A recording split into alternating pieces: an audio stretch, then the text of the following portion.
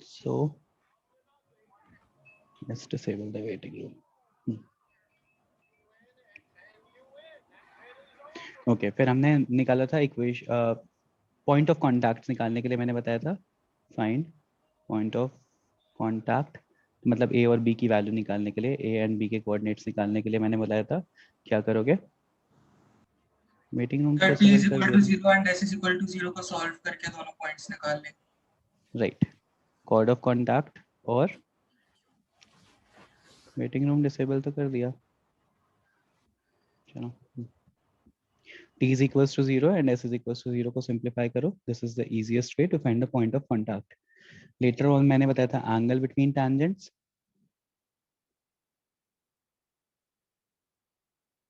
Angle between tangents के लिए ये चीज मुझे पता है कि r होती है और this is 90 degree and this distance हमें पता रहेगा क्योंकि मुझे सेंटर भी पता रहेगा ये भी पता है तो आई नो d और फिर ये भी मुझे पता है रूट ऑफ s1 आ रहा है तो मैं tan theta is equals to r upon root of s1 लिख सकता हूँ एंड वहां से मैं tan 2 थीटा निकाल दूंगा तो सिंप्लीफिकेशन मतलब सिंप्लीफाई हो जाएगा देन फोर्थ पॉइंट मैंने आप लोगों को बताया था equation of tangent equation of pair of tangent sir s1 into s is equal to t square से डायरेक्ट राइट जॉइंट इक्वेशन आ जाती है टी स्क्वायर ये मैंने आप लोगों को बोला था कि इसका डेरिवेशन मैंने स्टार्ट कैसे होगा वो बता दिया था बाकी मैंने बोला था कि एक बार प्रोसीड कर लेना and later on the fifth thing area of sir triangle area of triangle उसके लिए half into ab sin 2 theta वाला फार्मूला राइट APB तो half into AB sine 2 theta अच्छा ये सबको समझ में आ गया था ना मतलब किसी को अगर वेक्टर से नहीं पता तो ट्रायंगल से भी ये चीज समझ में आती है उस हाँ नहीं तो मैं एक बार वापस से ब्रीफ कर दे रहा हूँ कि लाइक किसी भी ट्रायंगल में अगर आपको दो साइड का लेंथ पता है तो आप इस साइड से अगर परपेंडिकुलर ड्रॉप करोगे ठीक है let's say this angle is theta तो ये this thing will be acting as height this thing will be acting as height तो h की वैल्यू अगर निकालोगे तो वो आ सर जाएगा वो a sin थीटा आ जाएगा और a sin simple theta formula चलो half into base into height से हो जाएगा right half into base into height लगाओगे तो वहां से half into base into A sine theta तो वहां से भी ये चीज आती है ठीक है तो अगर किसी को वेक्टर से नहीं समझ में आया था लास्ट क्लास में आदित्य प्रभाकर शायद वो वेक्टर से समझाने की कोशिश कर रहा था पैरेललोग्राम लॉ से तो अगर किसी को नहीं समझ में आया था तो नॉर्मली भी इस तरह से आप समझ सकते हो कि किसी भी ट्रायंगल का एरिया हाफ अगर आपको दो एडजेसेंट साइड की लेंथ पता है और थीटा पता है बीच में एंगल पता है तो half A B sine theta होता है बस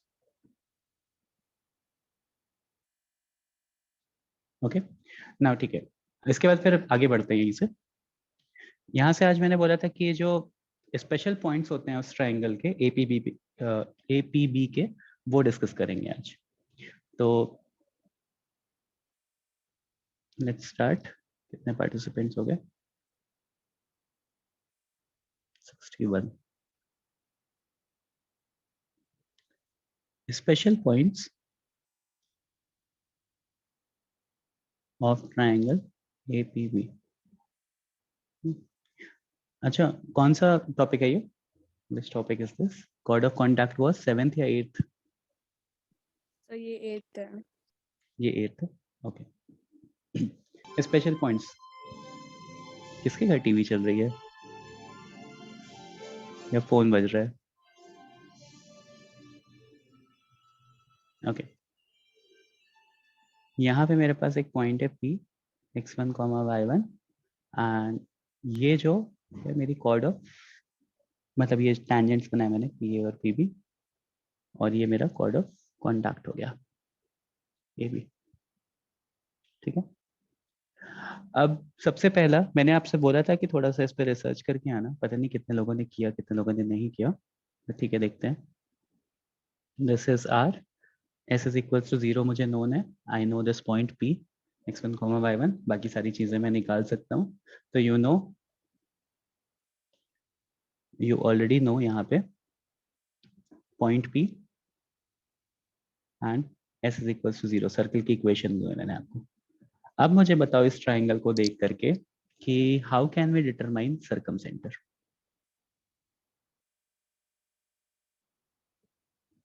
How can we determine circumcenter? What will be the circumcenter of triangle APB? कैसे डिटरमाइन कर सकते हैं anyone?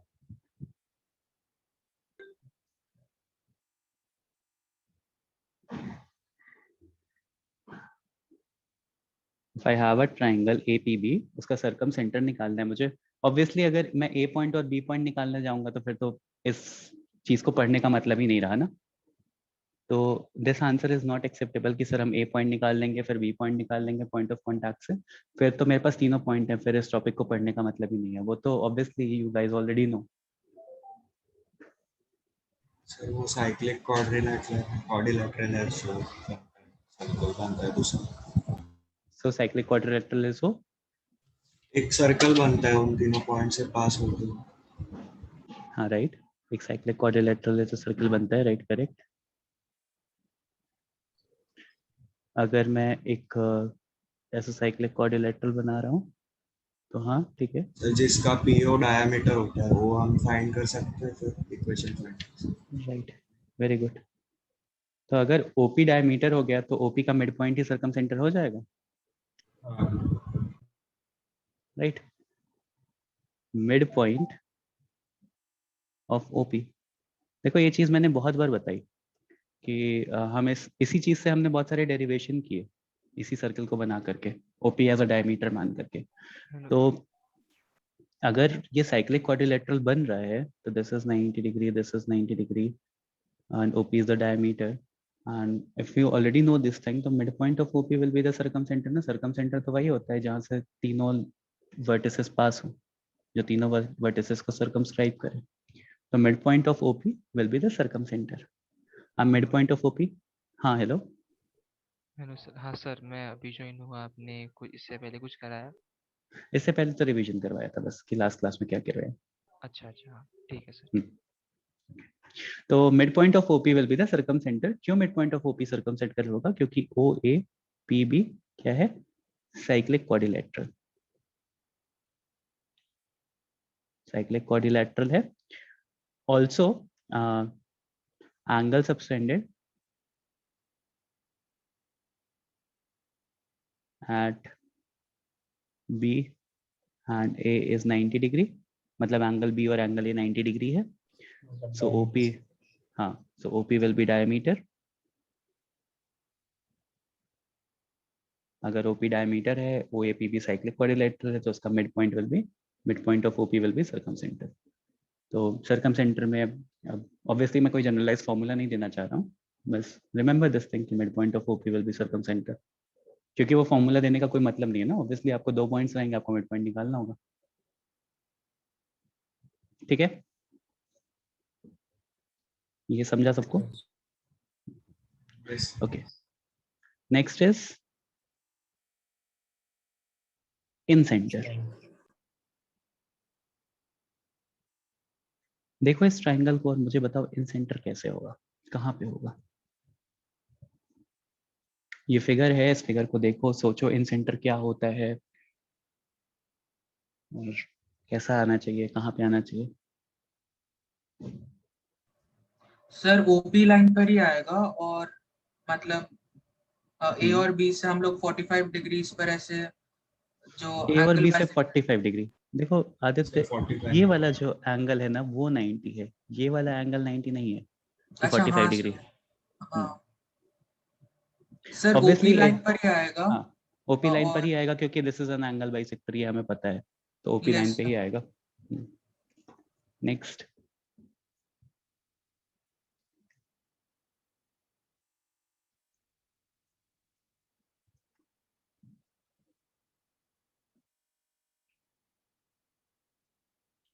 अच्छा देखो, मैं वापस से एक चीज बता रहा हूँ, देखते हैं क्या हो रहा है.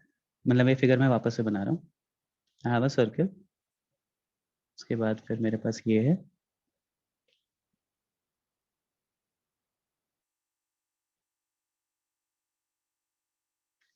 और this is A and this is B, this is O, और अब मैं बता दे रहा हूँ आपको कि इन सर्कल कहाँ पे आएगा, और let's try to prove, reverse करते हैं, let's try to prove it कि वहां पे क्यों आएगा। तो ऑब्वियसली ओपी लाइन पे आएगा, ये हमको पता है। In circle will be this point, this point will be my in circle, this is I. Now let's try and prove क्यों ऐसा हो रहा है। this is theta dash, so this also will be theta dash, तभी वो angle bisector होगा, internal angle bisector होगा, तभी वो इन सर्कल पॉसिबल है। तो प्रूफ क्या करना है हमें कि ये एंगल थीटा डैश है और ये वाला एंगल भी थीटा डैश है, मतलब दोनों एंगल्स इक्वल हैं। तो कैसे प्रूव करोगे बताओ?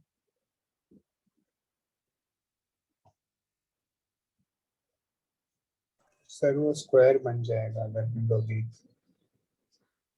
स्क्वायर बन जाएगा मतलब अगर आई से हम लोग परपेंडिकुलर ड्रॉप करेंगे पी बी पे और पी ए पे। आई से परपेंडिकुलर ड्रॉप करेंगे पी बी पे, ये ड्रॉप कर दिया, फिर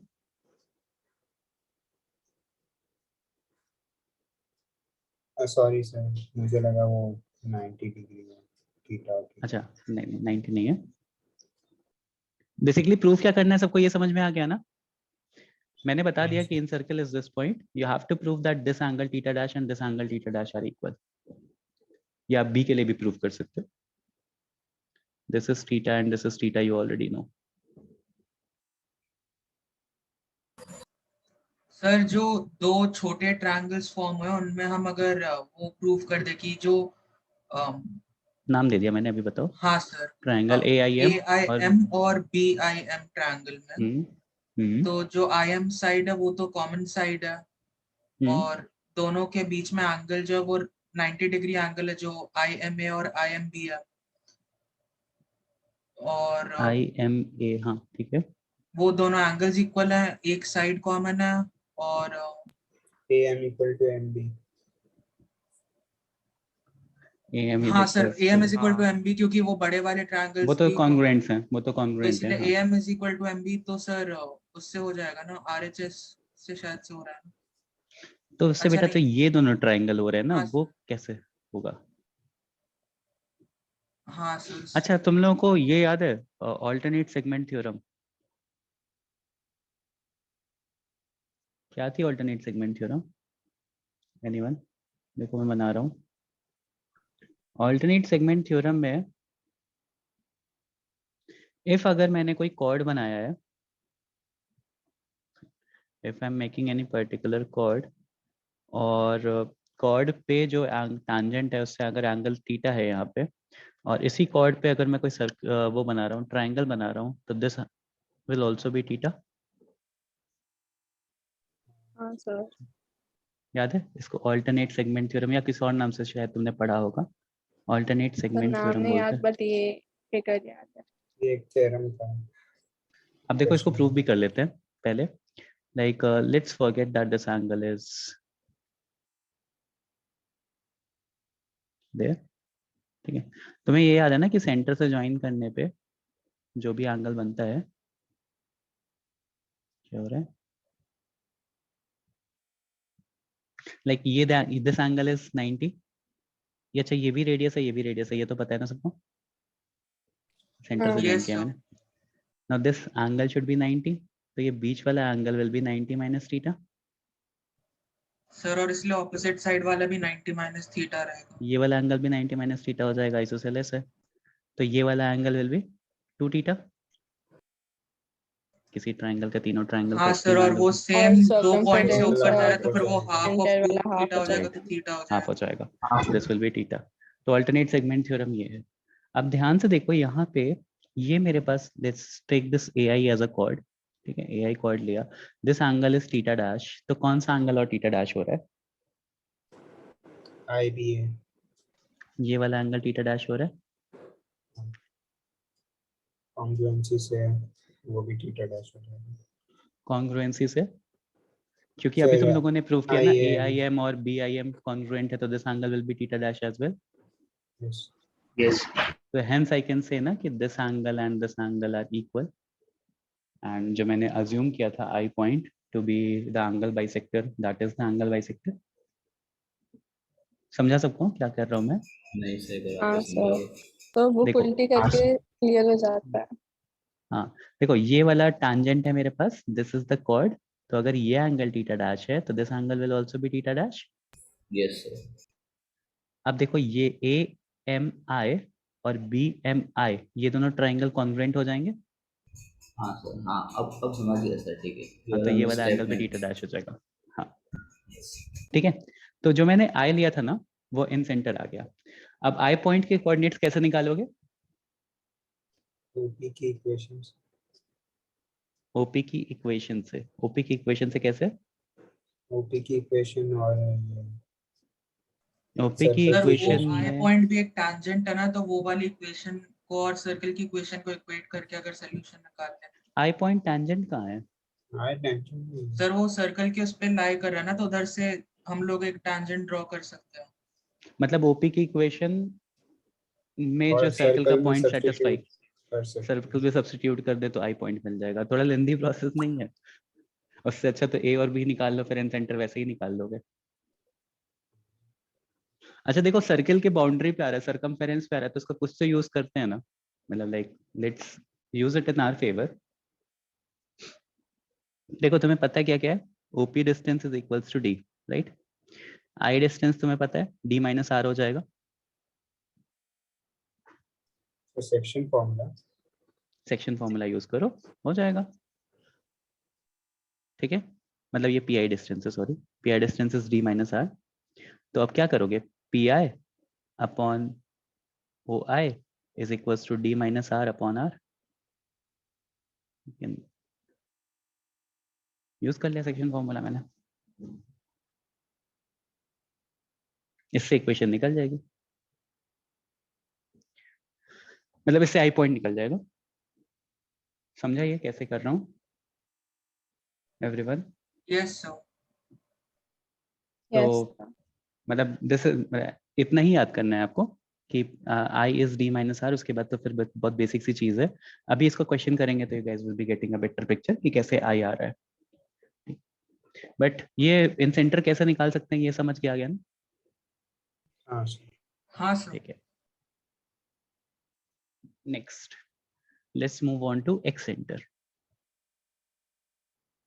तो एक्स सेंटर के लिए मैं वापस से एक बार फिगर बना रहा हूँ, क्योंकि एक फ्रेश फिगर रहती है तो बेटर पिक्चराइजेशन होती है। Okay, then I have this point. Now idea से बताओ मुझे where will be excentre. अच्छा एक्स सेंटर क्या होता है ये याद है ना सबको? हाँ सर, Yes. दो साइड को एक्सटेंड हाँ करेंगे। हाँ, तो एक साइड का इंटरनल बाइसेक्टर और दो साइड को एक्सटेंड करके एक्सटर्नल बाइसेक्टर, तो ये एक्स सेंटर होता है। ठीक है, दिस इज सेंटर, तो इसका इंटरनल बाइसेक्टर, इसका एंगल बाइसेक्टर, एक्सटर्नल बाइसेक्टर, दो साइड्स का। तो कहाँ पे लाई करेगा? सर्कल पे ही ला करेगा। सर्कल पे ही लाई करेगा, दूसरे साइड लाई करेगा हाँ सर। यहाँ पे। हाँ, बायोलॉजिक तो यही लग रहा है और सही भी है, बट प्रूव कैसे करोगे?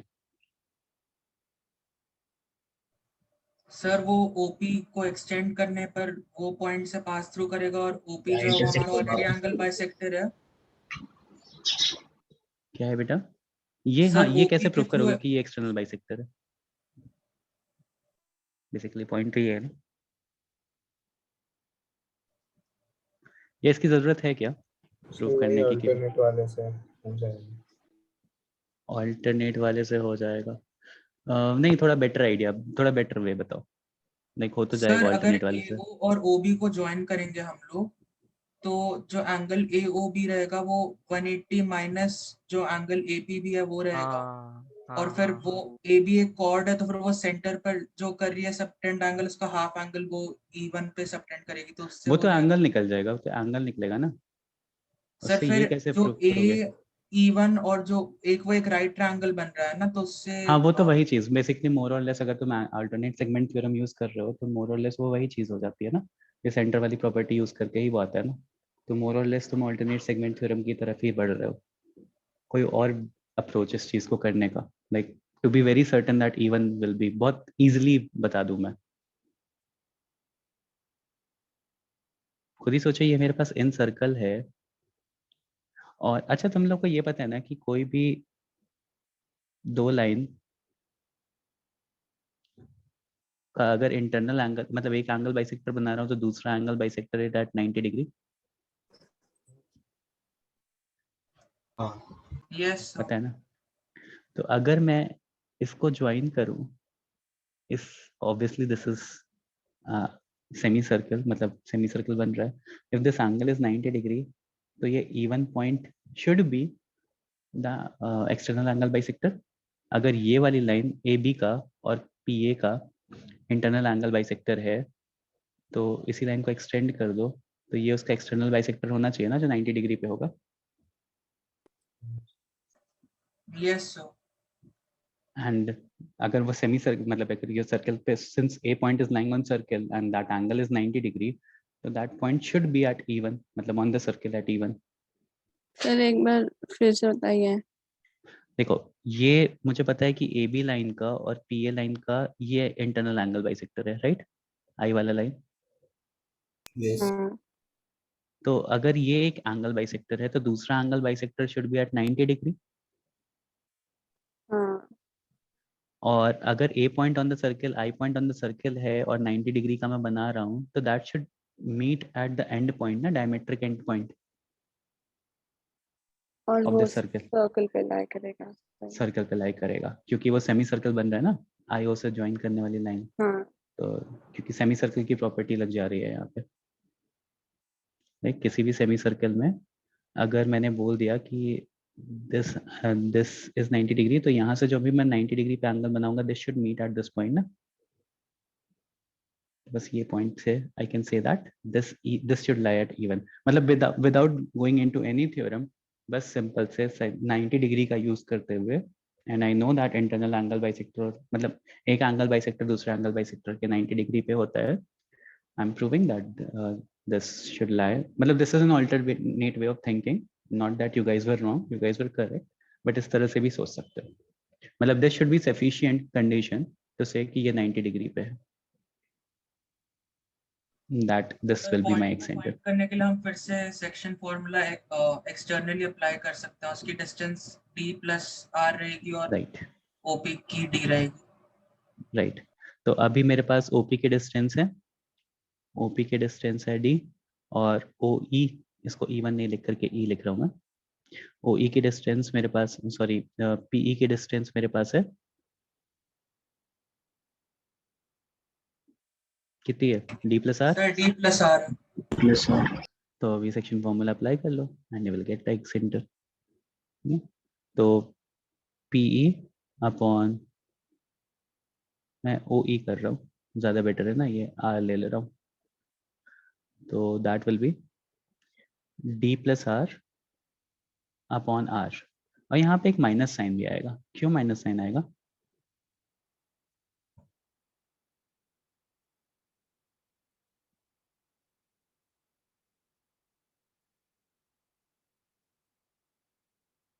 एक्सटर्नल बाइसेक्शन हो रहा है इसमें। Very good. External angle bisector है ना। देखो जैसे मेरे पास एक OP लाइन होती है, तो अगर मैं इंटरनली बाइसेक्ट कर रहा हूँ M/M में, तो फॉर्मूले में प्लस आता है। अगर मैं एक्सटर्नली बाइसेक्ट कर रहा हूँ, तो याद है फॉर्मूले में -n आता है, हाँ मैंने तो वो Yes, माइनस sir. साइन उसके लिए लिया। ठीक है, तो बस वो एक्सटर्नल एंगल बाइसेक्टर की वजह से इसको लिख लो ना, एक्सटर्नल सेक्शन फॉर्मूला लगाया है यहाँ पे, एक्सटर्नल सेक्शन फॉर्मूला लगाया है।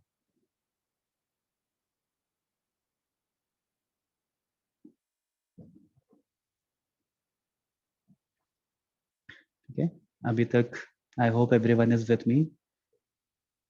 मैं वापस से एक बार ब्रीफ कर दे रहा हूँ।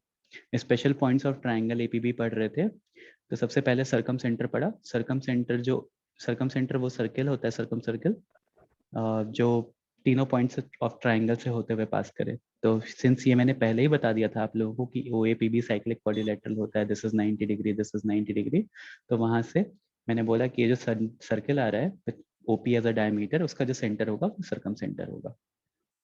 फिर मैंने इन सेंटर बताया, इन सेंटर में मैंने रिवर्स प्रूव किया। मैंने पहले इस पॉइंट को बता दिया कि ये इन सेंटर है, फिर मैंने प्रूव किया कि ये एंगल बाइसेक्टर होगा। ऑल्टरनेट सेगमेंट थ्योरम का यूज किया। ऑल्टरनेट सेगमेंट थ्योरम डेफिनेशन नहीं लिखी है बट यहाँ पे उसका प्रूफ लिखा हुआ है, प्रूफ किया है मैंने इसको। और फिर मैंने सेक्शन फॉर्मूले का यूज करके आई का कोऑर्डिनेट निकाला। फिर सिमिलरली मैंने एक्स सेंटर के लिए निकाला। एक्स सेंटर के लिए आई know this is I, this is ए, तो उससे 90 डिग्री वाला will be the other angle bisector and since that will lie on this point on the circle, तो वहां से मुझे ई पता चल गया। एंड फिर उसके बाद section form external section formula use करके मैंने पॉइंट ई के कोऑर्डिनेट्स में निकाल दूंगा। Now the fourth one is ortho centre.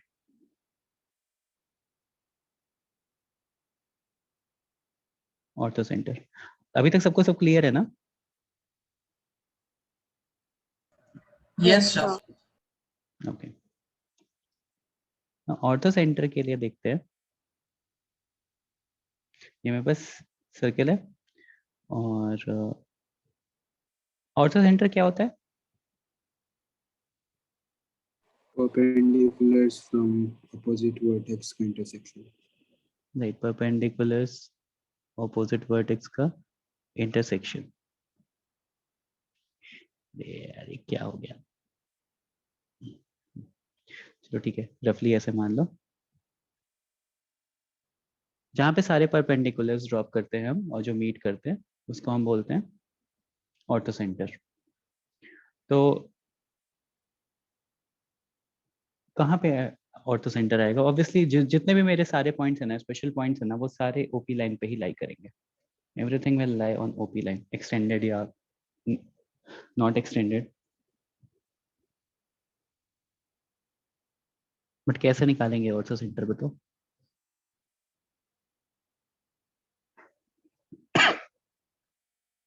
Sir आपने यही 4 पॉइंट्स बताए ना अब तक?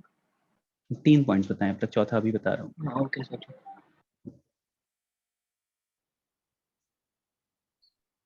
बताओ एनीवन?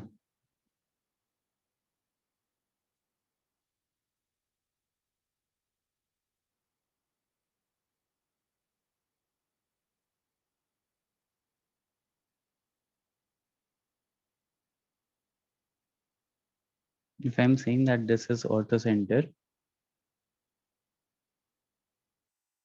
okay, now कुछ point है ortho center, तो how are we able to, how can we determine this ortho center? Anyone? क्योंकि ओपी पे क्यों लाई करेगा? ओपी पे क्यों लाई करेगा? क्योंकि यहाँ से 90 डिग्री होता है, ये हम लोग को पता है ना, मतलब दिस इज परपेंडिकुलर। ठीक है, तो वो मुझे प्रूफ करने की जरूरत नहीं है। हाँ बताओ क्या कह रहे थे Aditya? Sir Euler's ratio, Euler's line से हम सेंट्रोइड निकालेंगे। यूलर्स लाइन से ये नहीं, ऑर्थो सेंटर तो पहले निकालना पड़ेगा ना, क्योंकि 3 पॉइंट चाहिए होता है। सरकम सेंटर पता है, ऑर्थो सेंटर निकालना पड़ेगा, फिर सेंट्रोइड, या सेंट्रोइड निकालो पहले। तो सेंट्रोइड निकालना is a bit more difficult than ortho center.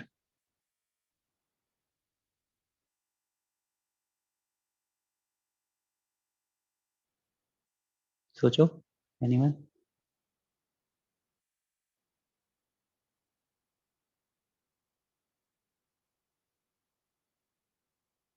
Sir AP और Assuming पीबी के परपेंडिकुलर को इक्वेट कर दे, मतलब उससे एक्स और वाई निकालेंगे। तो तुम ये कह रहे हो कि ओपी लाइन निकालेंगे, फिर वहां से बी पॉइंट से परपेंडिकुलर ड्रॉप करेंगे और फिर ए पॉइंट से परपेंडिकुलर ड्रॉप करेंगे और ऐसा निकालेंगे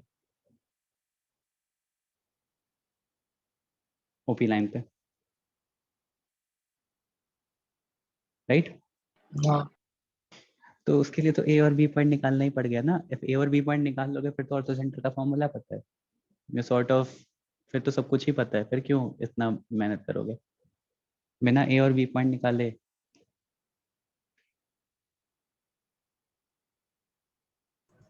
सर जो ए एच के थ्रू पॉइंट जाएगा वो R2 के पैरेलल रहेगा और जो बी एच के थ्रू जाएगा वो R1 के पैरेलल रहेगा, तो एक पैरेललोग्राम बन जाएगा ना। बनेगा तो, बट ये प्रूफ कैसे करोगे? सर क्योंकि R2 जो PB है वो R2 के परपेंडिकुलर है और जो AH के थ्रू जाएगा वो ऑर्थो सेंटर की डेफिनेशन में परपेंडिकुलर होना चाहिए टैंजेंट के, तो 90-90 बन रहा है, तो इसलिए AH जो रहेगा वो R2 के पैरेलल रहेगा। तो अगर तुमने इसको पैरेललोग्राम प्रूव कर दिया लाइक करेक्ट है, वेरी गुड। अगर इसको पैरेललोग्राम प्रूफ कर दिया तो क्या मैं बोल सकता हूँ कि O is the image in this AB line t is equals to 0? मतलब हाँ H सर। is, हाँ सर। तो बेसिकली ठीक है, पैरेललोग्राम प्रूव हो गया, दैट इज वेरी गुड। और यहाँ पे देखो क्या करना है मुझे ऑर्थो सेंटर के लिए, मुझे ऑर्थो सेंटर के लिए इमेज ऑफ पॉइंट O या सेंटर, सर्किल का centre, centre of line a circle, भी मालूम है ना? लाइन ए भी तो हमें पता है ना, tangent t is equals to 0, chord of contact. अच्छा, ठीक है, image of point O, centre of circle S is equals to 0 in chord of contact t is equals to 0। तो मतलब अगर image will be the ortho centre, will be the ortho centre. अच्छा चलो आदित्य, दोनों आदित्य को छोड़ करके अभी मुझे कोई बताओ कि कैसे ये पैरेललोग्राम प्रूव हुआ। एनीवन?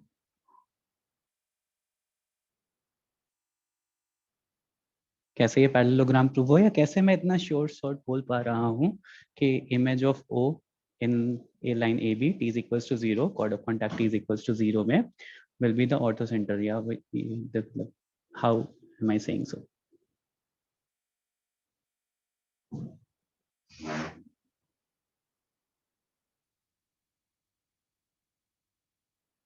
ऑल्सो यहाँ पे एक बहुत अच्छी सी चीज है, थ्योरम है, इसको भी देख लेते हैं ज्योमेट्री की। यहाँ पे क्या होता है ना, जब भी मेरे पास कोई सर्किल होता है, and in any circle if I have, let's say मेरे पास एक कोई कॉर्ड है, ठीक है, cord let's say A B है, और आई know that this is a cyclic quadrilateral, कोई साइक्लिक क्वाड्रिलेटरल बन रहा है, कोई साइक्लिक क्वाड्रिलेटरल बन रहा है अगर, तो जो ऑर्थो सेंटर होगा ना, जो ऑर्थो सेंटर होगा that will always be the image, basically that will, this is orthocentre. Orthocentre को H से डिनोट करते हैं, मैंने पहले ही बता रखा है। तो that will be the image of O in line A B, image of O in line A B. यही चीज, मतलब बेसिकली वही चीज को मैंने दूसरे फॉर्म में लिख दिया है, बट यही चीज आपको प्रूव करनी है। कैसे? सर वो एंगल इक्वल होते हैं ना अपोजिट वाले, एक सेंटर पे सबटेंड होता है वो वाला, और जो माइनर आर्क पे सबटेंड होता है वो वाला। कौन सा? AHB और AOB। AHB और AOB इक्वल होते हैं?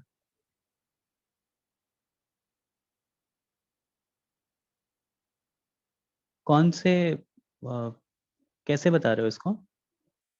सर वो जैसे ऊपर वाला एंगल हाफ होता था वैसे ही 10th में था ये कुछ। तो H यहाँ पे ऑर्थो सेंटर है, वो सेंटर नहीं है? सेंटर नहीं है ना, वो सेंटर नहीं है, सर्कल का ऑर्थो सेंटर सेंटर है। नहीं है। अच्छा सर्कल का वो ऑर्थो सेंटर है। हाँ। Okay sir. बोलो बोलो, कोई और?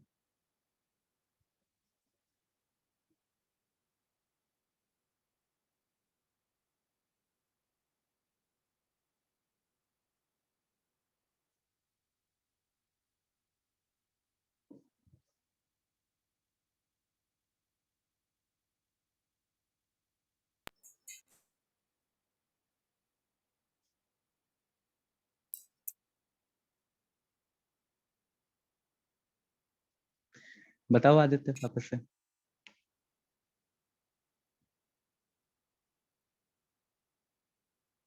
इसी वाले फिगर में बता दो। सर उसमें ये था कि जो पीबी है वो टैंजेंट है सर्कल के, तो जो पीबी लाइन है वो परपेंडिकुलर है ओबी के, तो उधर एक 90 डिग्री फॉर्म हो रहा है। यहाँ 90 डिग्री फॉर्म हो गया, ठीक है।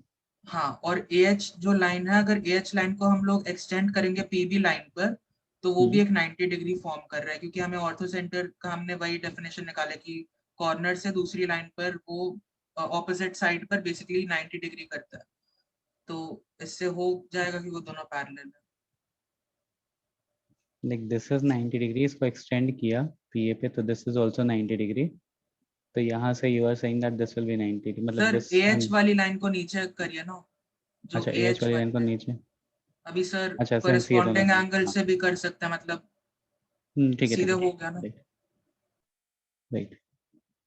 तो देखो ध्यान से, क्योंकि मुझे पैरेललोग्राम प्रूव करना है, तो पैरेललोग्राम के लिए मैं क्या करूंगा, ऑपोजिट साइड्स जो होंगे मेरे, that should be parallel to each other, वो प्रूव करना है।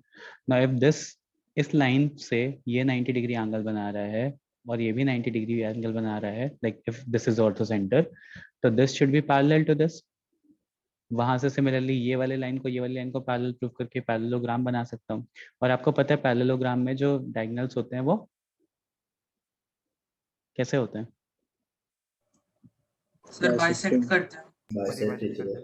बाइसेक्ट करते हैं। ऑल्सो बाइसेक्ट करने के साथ साथ ये 90 डिग्री भी है। एक साइड 90 डिग्री है तो बाकी सारे साइड भी 90 डिग्री हो जाएंगे अपने आप ही, ठीक है। तो वर्टिकली ऑपोजिट एंगल्स, तो फिर बाइसेक्ट भी कर रहा है, 90 डिग्री पे भी है, तो इमेज लेना काम करेगा ना। ओ का इमेज ले रहा हूँ एच पे, मतलब ओ का इमेज ले रहा हूँ ए बी में, तो that should B H, right. क्योंकि अगर किसी पॉइंट का इमेज लेते हो किसी लाइन में तो क्या करते हो, सबसे पहले 90 डिग्री करते हो और फिर इसको बाइसेक्ट भी कर रहे होते हो, तो वो दोनों चीजें हो रही है ना। तो that is why H will be the image of point O. Point O का मतलब हो गया centre of circle S is equal to 0 and chord of contact T is equal to 0 will be the orthocentre. अभी clear हुआ सबको? Is this clear everyone? Sir ये proof वापस बताओ। देखो अगर मुझे पता है कि इस चीज को देखते हैं, ऐसे एक लाइन आ रही है, आई हैव अ क्वाड्रिलेटरल यहाँ पे, ठीक है, मतलब इस तरह से कुछ दिया हुआ है। I know that this is 90 degree, और अगर इस चीज को एक्सटेंड करता हूँ तो ये भी 90 डिग्री है, तो ये वाली लाइन और ये वाली लाइन पैरेलल हो गई। हाँ तो A H is parallel to O B, similarly A O will be parallel to H B. उस वाली लाइन पे इंटरसेक्ट करा दो, तो अगर चारों पैरेलल हो गई तो बोल सकते हो ना पैरेललोग्राम है। एंड हाँ once this is a sir. Parallelogram तो तो उनके डायगोनल्स, इमेज वाला पॉइंट रोम्बस की प्रॉपर्टी से भी आ गया। रोम्बस तो प्रूव करने की जरूरत नहीं पड़ी ना, बट हाँ ठीक है, इस सिचुएशन में रोम्बस, पैरेललोग्राम के साथ रोम्बस प्रूफ होगा। हाँ बट ठीक है, क्योंकि बाइसेक्ट भी कर रहा था डायगोनल और 90 डिग्री पे भी था, तो hence I can conclude. Sir और ठीक है ना? एडजेसेंट साइड जब वो रेडियस है तो फिर वो इक्वल है, तो वैसे भी सारे रोम्बस हो साइड जाएगा। इक्वल हो जाएंगे। हाँ वैसे भी रोम्बस ही होगा वो, ठीक है, एडजेसेंट साइड इक्वल है, वहां से भी कर सकते हो, लाइक करेक्ट। क्योंकि ये रेडियस r1 और r2 बराबर है, एडजेसेंट साइड इक्वल है, तो ये वाली साइड्स भी इक्वली हो जाएंगी पैरेललोग्राम में, राइट, फिर वहां से भी ऑर्थो रोम्बस। सेंटर को सर्कल पे लाई करना चाहिए ना। ऑर्थो सेंटर को सर्कल पे लाई नहीं। करना चाहिए, जरूरी नहीं है ना, ये वाला डिस्टेंस पे डिपेंड करेगा ना बेटा। अगर मैंने कॉर्ड ऑफ कॉन्टैक्ट यहाँ बना दी तो वो डिस्टेंस कम हो जाएगा ना। सर मैंने लेकिन कॉर्ड अगर पैरेललोग्राम में दोनों अपोजिट एंगल इक्वल होते हैं तो वो सर्कल के अलावा कहीं और कैसे होगा? पैरेललोग्राम में दोनों ऑपोजिट साइड इक्वल होते हैं, तो ये वाला लेंथ और ये वाला लेंथ इक्वल होने की जरूरत है ना। सर मैं एंगल भूल गया। ऑपोजिट एंगल्स इक्वल होते हैं, हाँ तो एच और जरूरी नहीं है ना। अगर हम कॉर्ड को शिफ्ट करेंगे, ए बी वाले को आगे पीछे करेंगे, तो उससे एंगल भी चेंज होता रहेगा ना ये देखो पैरेललोग्राम। खुद ही सोचो कि अगर मैं यहाँ पे कॉर्ड ऑफ कॉन्टैक्ट यहाँ पे ले आ रहा हूँ या यहाँ पे ले आ रहा हूँ, तो जरूरी थोड़ी ना है कि हमेशा यहीं पे लाई करे, वो तो बाहर भी लाई कर सकता है ना। Okay sir. समझ गया ना?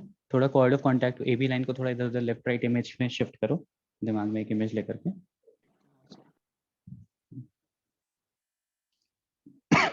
ओके, नेक्स्ट एक स्पेशल केस बनेगा ऑब्वियसली, जहाँ पे this will be lying at circumcentre, तो उस सिचुएशन में incircle orthocentre same हो जाएगा। तो वो कौन सी सिचुएशन हो जाएगी?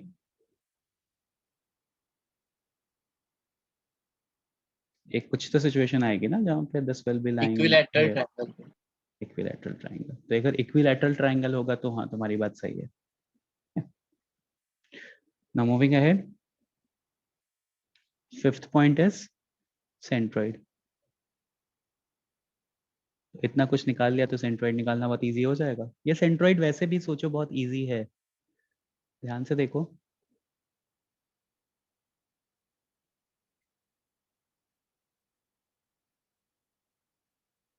This is my point P, x1, y1। Sir आप डायरेक्टली पूरे डायग्राम को डुप्लीकेट कर सकते हैं ना इसमें। कर सकता हूँ क्या? सर हाँ, अमन सर। सर तो करते हैं इसमें डायरेक्ट उसको कट आउट करके फिर वो ऊपर राइट क्लिक क्लाउड करके जैसा डुप्लीकेट, हाँ अच्छा डायग्राम के अराउंड उसको करके फिर पता नहीं राइट क्लिक करके शायद से वो हो हाँ, जाता है। यही करते सर। अभी हाँ सर copy इसको करो। कॉपी करके वापस हो जाएगा। ओके ठीक है, कॉपी है। अब तो ऐसे ही करूंगा। हाँ बताओ अभी।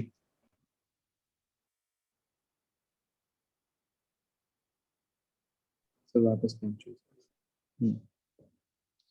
सेंट्रोइड कैसे निकालेंगे? Obviously again centroid will be lying on this line OP, but कैसे निकालेंगे?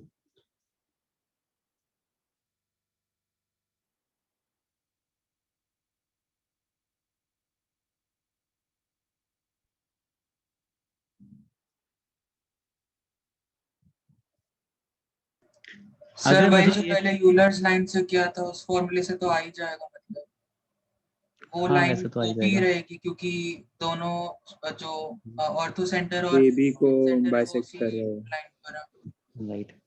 तो एक और अल्टरनेटिव मेथड ये देखते हैं कि अगर मुझे इक्वेशन ऑफ ओपी पता है and also I know T is equal to 0, मतलब ए बी लाइन पता है, इक्वेशन ऑफ ए बी पता है, तो दोनों को सिंप्लीफाई करके will I be getting that M point, right?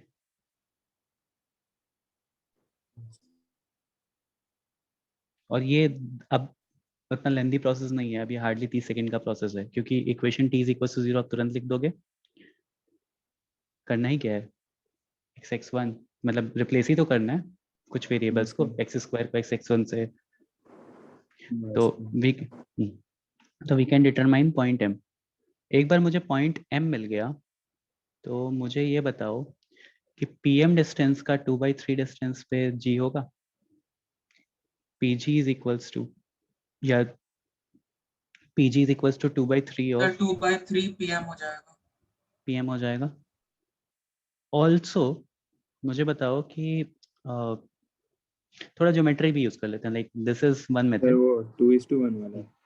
हाँ 2:1 वाले से ये 2 हो गया और ये 1 हो गया, बट थोड़ा ट्रिगो अगर यूज करूँ मैं, थोड़ा सा ट्रिगो अगर यूज करूँ मैं, तो you know that this is 90 degree, right? ये आपको पता है रूट ऑफ S1 होता है। तो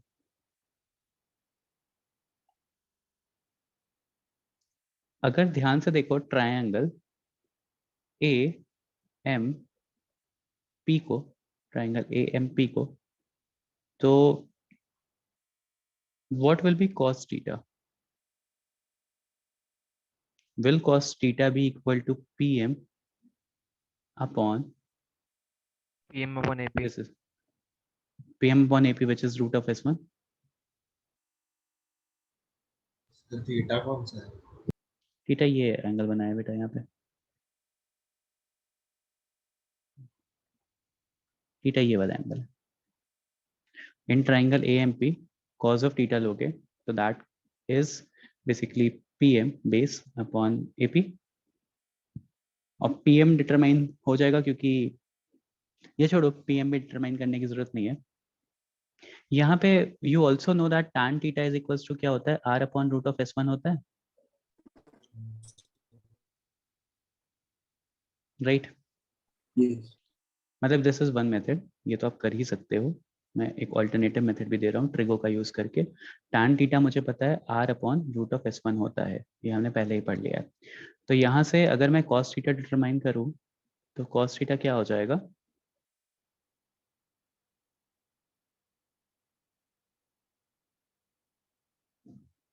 root of S1 upon root of S1 plus r square, ये हो जाएगा क्या?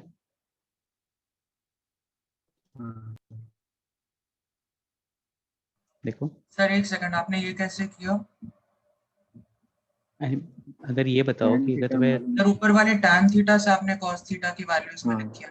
हाँ ओके ओके अगर मुझे tan थीटा पता रहता है तो cos थीटा में क्या करते हो, base upon height plus height का स्क्वायर प्लस बेस का स्क्वायर, तो हाँ सर। बेस अपॉन हाइट का स्क्वायर प्लस बेस का स्क्वायर, तो cos थीटा पता चल गया। अब ये दोनों cos थीटा इक्वल होंगे क्योंकि दोनों एक ही एंगल तो है, तो यहाँ से I can determine PM. PM is equals to क्या हो जाएगा, root of S1 into root of S1 upon root of S1 plus R square, which is S1 upon root of S1 plus R square.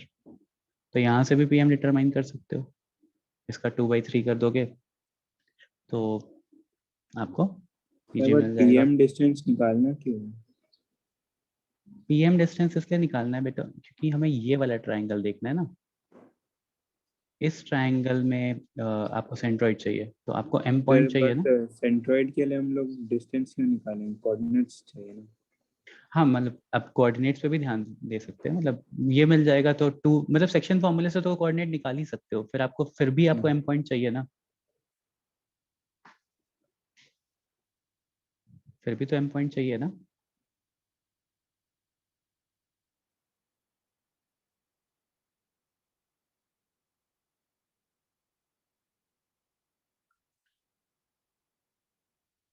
ठीक है, ये clear हुआ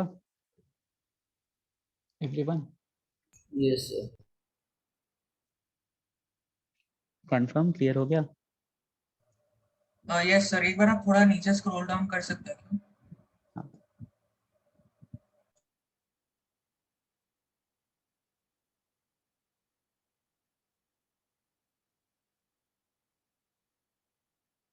okay, किसी भी point में किसी को कोई प्रॉब्लम? पांचों पॉइंट्स जो मैंने निकाले हैं स्पेशल पॉइंट्स, नहीं सर। किसी को कुछ भी समझ में नहीं आ रहा होगा ना, like exam point of time पे इफ एनीबॉडी पैनिक्स और कुछ भी कोई पिक्चर नहीं समझ में आ रही होगी तो always go for point of contact. Point of contact A और बी अगर निकल जाएंगे आपको तो आपको ट्रायंगल पता चल जाएगा and you can determine anything. That is the basic approach, that is always there with you guys. But अगर ये सारी चीजें समझ में आती हैं, अगर सर्कल्स को हम trigonometric, geometric, just coordinate geometry वाले फॉर्मूले यूज करके नहीं देख करके अगर मैं ट्रिग्नोमेट्रिक अप्रोच और ज्योमेट्रिक अप्रोच भी अप्लाई करता हूँ तो क्वेश्चंस बहुत इजीली हो जाते हैं। सबसे इजीली तो देखो ये ऑर्थो सेंटर और इन सर्कल और ये सॉरी ऑर्थो सेंटर बोल रहा हूँ, सर्कम सेंटर, इन सर्कल और एक सेंटर, देखो ये कितने इजीली निकला है यूजिंग क्या कहते हैं ज्योमेट्री एंड ट्रिग्नोमेट्री। तो इन सब चीज़ों का यूज करो एंड देखते हैं फिर बाकी आगे। सर नीचे वाले में मुझे इसमें डाउट है, हमने PM लेंथ तो निकाल ली, फिर हमें PG की भी लेंथ आ जाएगी, बट फिर उसके कोऑर्डिनेट्स निकालने के लिए फिर से हमें सब्स्टिट्यूट करना पड़ेगा ना, मतलब h, हाँ k। वही पॉइंट था कि लाइक अगर आपको PM मिल गया तो अगर ये निकालना है लाइक PG डिस्टेंस निकालनी है तो वो निकाल सकते हो। लाइक अगर आपको सेंट्रॉइड के कोऑर्डिनेट चाहिए तो आपको M पॉइंट निकालना पड़ेगा इस तरह से, and once you have M point 2:1 distance section formula apply करके फिर G निकाल लो, क्योंकि हाँ, P पता ही रहेगा M पता ही रहेगा तो सेक्शन फॉर्मूला अप्लाई करके G निकाल लो। M पॉइंट कैसे निकालेंगे एक बार वापस बताओ। M पॉइंट निकालने के लिए देखो ये इक्वेशन OP आपको पता रहेगी, इक्वेशन AB पता रहेगी, दोनों का पॉइंट ऑफ इंटरसेक्शन M हो जाएगा ना, we can determine point M। हाँ हाँ sir. Okay, so let's move on to next topic। इससे रिलेटेड रुको एक आध क्वेश्चन देखता हूँ।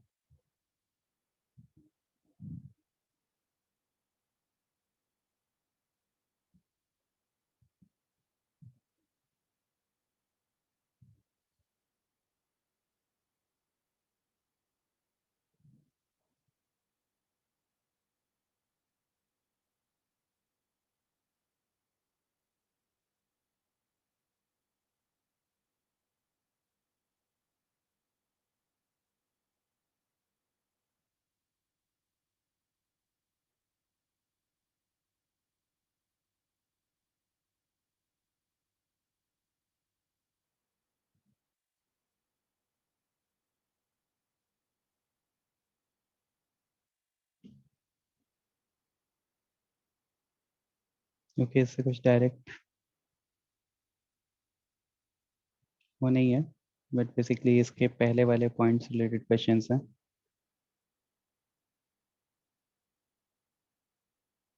जैसे मान लो एक क्वेश्चन करना है मुझे कि find the length of tangent of point, लेकिन वो तो बहुत इजी क्वेश्चन हो जाएगा।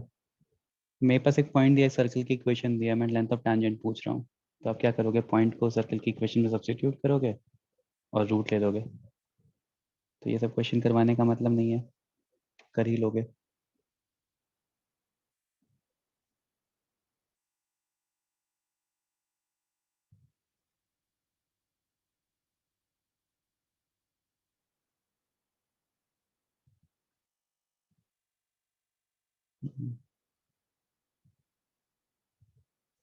नहीं, बहुत बेसिक बेसिक से क्वेश्चन है, छोड़ो। सर प्रैक्टिस के लिए जो आपने डीबीपीज भेजे हो वो करना काफी है ना, या फिर बुकलेट से भी सॉल्व करना है? अगर डीपीपीज खत्म हो जा रही हैं, नहीं बुकलेट से सॉल्व करना स्टार्ट कर सकते हो, अब कुछ टॉपिक्स कंप्लीट हो चुके हैं, तो now you can move ahead. At least starting के 5-7 क्वेश्चंस तो हो ही जाएंगे, क्योंकि चैप्टर थोड़ा अभी बचा हुआ है। मुझे 4 लेक्चर और लगेंगे लगभग पूरा चैप्टर कंप्लीट करवाने में, 4 से 5 लेक्चर। तो आफ्टर 2 और 3 लेक्चर से स्टार्ट करोगे तो बेटर रहेगा, मतलब इस वीक का और टाइम दे दो, उसके बाद से स्टार्ट कर लो बुकलेट्स। सर तो अभी पहला डीपीपी कहाँ तक करनी है फिर? सॉल्व कर लेते हैं। हाँ, डीपीपी 1 और कहा था ना, आज डीपीपी 2 भी स्टार्ट कर सकते हो। तो और नहीं कुछ कुछ मतलब वहाँ तक ही ना, बट हाँ, लेकिन कुछ कुछ क्वेश्चंस ऐसे होंगे ना, जैसे मैं जो सीक्वेंस में पढ़ा रहा हूँ डीपीपी में जो सीक्वेंस दिया हो सकता है वो मैच ना करे, तो उसके लिए अभी तो मैच कर रहे हैं ना सारे। और आपने दोनों डीबीपी करने बोले थे। सर मोस्ट ऑफ द सवाल तो बन ही गए। हाँ, तो मतलब बस एक जैसे दो मतलब doubt आगे है। भी प्रोसीड करोगे ना आगे, फिर उसमें सैटरडे को मेरा डाउट सेशन है ना, सैटरडे वाले डाउट सेशन में डिस्कस करते हैं जो भी डाउट्स होंगे। बट मेरा पॉइंट ये है कि अगर कुछ क्वेश्चन नहीं बन रहा होगा ना, आपको लग रहा होगा कि आउट ऑफ सिलेबस है, अभी सर ने नहीं पढ़ाया, तो तुरंत मूव कर जाना आगे। Don't waste too much of time. जो भी टॉपिक्स पढ़ाए हुए हैं ना, वो टॉपिक्स के क्वेश्चंस हो जाएंगे जितना मैं पढ़ा रहा हूँ उसके बेसिस पे, क्योंकि मैं डबल अप्रोच अप्लाई कर रहा हूँ, तो इसलिए थोड़ा मतलब मैं नॉर्मली क्या करूँगा कि डेरिवेशन बता करके हट जाऊंगा किनारे, तो वो बहुत ईजी सी चीज़ हो जाएगी मेरे लिए। But normally I am trying to explain everything in with geometrical point as well, तो उस चीज़ को जितना ग्रास्प कर सकते हो करो। मतलब मैं इतने आसान वे में समझा दे रहा हूँ, आई बिलीव सो कि सारे क्वेश्चंस आप लोगों से ओवरली हो जाएंगे, you will have a better picture in your mind कि how to approach the problem as compared to straight lines. Straight lines में शायद कहीं अटक भी रहे होगे, इसमें आई डाउट कि ज्यादा अटकोगे अगर टॉपिक पढ़ा हुआ है तो। Yes sir. ठीक है, सर तो क्वेश्चंस तो हो जा रहे थे, क्योंकि मतलब समझ में आ रहा था देख कर ही कि कैसे करना है। हाँ वही प्रॉब्लम को अप्रोच करने का मेथड समझ में आ जाता है ना ज्योमेट्रिकल पॉइंट ऑफ व्यू से देखने से। हाँ sir. Okay, next topic is common tangent. अब ये बहुत इंपॉर्टेंट सा टॉपिक है, तो 3 टॉपिक जो भी सर्कल्स में आएंगे ना, this is the most important topic of circle chapter, common tangent. अब कॉमन टैंजेंट है तो ऑब्वियसली कॉमन किससे, एक और सर्कल से, तो देयर विल बी 2 सर्कल्स, तो 2 सर्कल्स देखते हैं यहाँ पे। अब लेट्स से मेरे पास एक सर्कल है और एक और सर्कल है, ठीक है, तो यहाँ से कितने टाइप की टैंजेंट्स बन सकती हैं, how many tangents are possible जो कॉमन हो दोनों सर्कल्स में? 4 सर 2। सर 2 4 4 ओके, देखते हैं। नहीं एक सर, तो ये कॉमन टैंजेंट 4, हाँ पॉसिबल है, 4। अच्छा हाँ सर 4 बनेंगे। तो एक 4 हो ऊपर, गए, एक ऊपर से एक नीचे, फिर नीचे, नीचे से ऊपर और फिर ऊपर और ऊपर। फिर सर हाँ बीच में से 2 हाँ, जाएंगे, दोनों सर्कल्स के बीच बीच में में से। से, राइट, सर्कल्स के बीच में से भी जाएंगी 2, एक ऐसे जाएगी और एक ऐसे जाएगी। तो ये जो टैंजेंट है ब्लू वाली टैंजेंट को हम बोलेंगे डायरेक्ट टैंजेंट, डायरेक्ट टैंजेंट। इसको हम बोलेंगे रेड वाले को ट्रांसवर्स टैंजेंट या इनडायरेक्ट टैंजेंट भी बोलते हैं।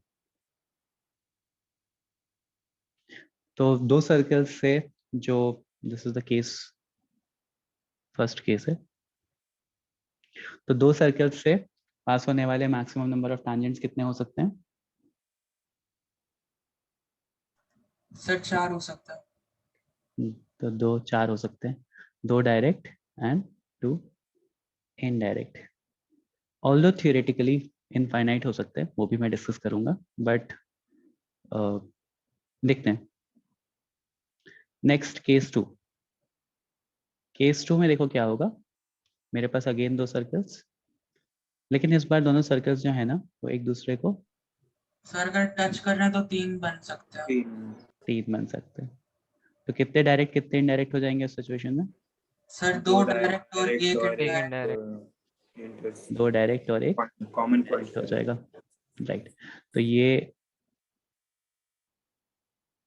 मेरे पास एक डायरेक्ट हो गया, ये एक मेरे पास डायरेक्ट हो गया, थोड़ा सा ऊपर नीचे हो रहा है समझ लेना, और एक मेरे पास इनडायरेक्ट हो जाएगा।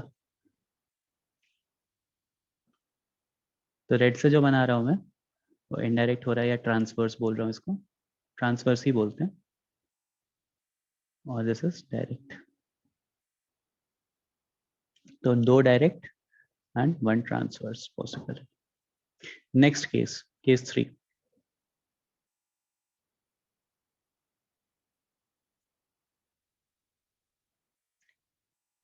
सर अगर दोनों इंटरसेक्ट कर रहा मतलब 2 पॉइंट्स पर, तो फिर 2 ही बनेंगे। Very good. एक अगर भी मेरे पास indirect 2 ऐसे सर्कल हो गए, अगर मेरे पास 2 सर्कल्स हो गए, बोथ सर्कल्स आर इंटरसेक्टिंग, तो कितने टांजेंट्स बनेंगे मेरे पास? 2 ही टांजेंट्स बनेंगे और दोनों डायरेक्ट होंगे, राइट। तो 2 डायरेक्ट टांजेंट्स।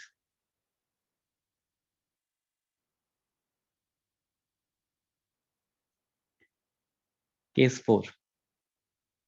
हेलो दूसरों पे सर। ओवरलैप करते हैं, हाँ सर अगर कोइंसाइड कर रहे हो एक दूसरे को, कोइंसिडेंट कर रहे हो तो सिर्फ एक ही नहीं, फिर तो इनफाइनाइट हो फिर जाएगा। तो इनफाइनाइट होगा ना, फिर क्योंकि इनफाइनाइट। हर टैंजेंट कॉमन हो जाएगा। Very good.